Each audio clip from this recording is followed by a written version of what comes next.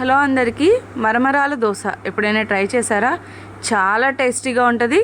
తప్పకుండా ట్రై చేయండి. ఇప్పుడైతే నేను చూపించేస్తారండి రెసిపీ. ముందుగా ఒక కప్పు దాకా మరమరాలని తీసుకున్నానండి. ఇప్పుడు ఒక మిక్సీ జార్లోకి ఈ మరమరాలను అయితే వేసేసుకుందాము. ఈ మరమరాలకి సగం బొంబాయి రవ్వను అయితే యాడ్ చేయాలి. ఈ బొంబాయి రవ్వకి సగం పెరుగునైతే యాడ్ చేయాలండి. వేసేసి కొంచెం వాటర్ పోసేసి మంచిగా దోశ పిండిలాగా మనం మిక్సీ పట్టేసుకోవాలి. బాగా మెత్తగా పట్టేసేయాలండి. ఎక్కడ కూడా పలుకు అనేది ఉండకూడదు. ఇప్పుడు ఈ మిక్సీ పట్టిన పిండిని ఒక బౌల్లోకి వేసేసుకోండి. ఇలా వేసేసిన పిండి మొత్తం గిన్నెలోకి వేసాక మిక్సీలో కొంచెం పిండి ఉండిపోతుంది కదా, కొంచెం వాటర్ పోసి మూత పెట్టేసి షేక్ చేసేస్తే మొత్తం పిండి కూడా చక్కగా ఒక దగ్గరకు వచ్చేస్తుంది. ఆ వాటర్ని కూడా ఈ పిండిలోకి కలిపేసుకొని దీని మీద ఒక మూత పెట్టేసి 10 నిమిషాల పాటు నానబెట్టేసుకోండి.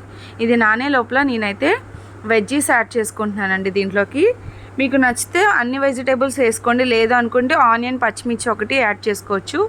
బీన్స్, క్యారెట్, ఆనియన్ అలాగే టమాటో అయితే నేను యాడ్ చేసుకున్నాను. ఇలా అన్నీ కూడా సన్నగా చాప్ చేసేసుకున్నాను.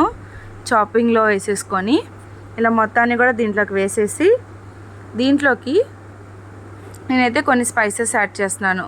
కొంచెం కారం, కొంచెం ఉప్పు రుచికి సరిపడా వేసేసి కొంచెం వాటర్ పోసేసి మంచిగా పిండిని అయితే కలిపేసుకుంటున్నానండి. అడుగు నుంచి మొత్తం కూడా ఈ వెజిటేబుల్స్ అన్నీ దోశలోకి కలిసే విధంగా కలిపేసుకోండి.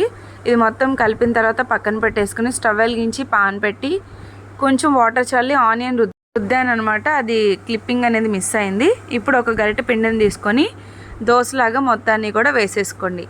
ఇలా వేసి 3 నిమిషాల పాటు వేయించేసుకోండి. కొంచెం ఆయిల్ అనేది యాడ్ చేసుకొని రెండో పక్కన కూడా తిప్పేసుకోండి.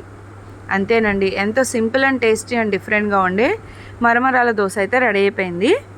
ఇది రెండో పక్కన తిప్పేస్తున్నాను. చాలా ఈజీగా ఉంది కదా, మీరు కూడా ట్రై చేయండి. దీన్ని అయితే అల్లం చట్నీతో నేను సర్వ్ చేసుకున్నాను. నచ్చితే లైక్ అండ్ సబ్స్క్రైబ్.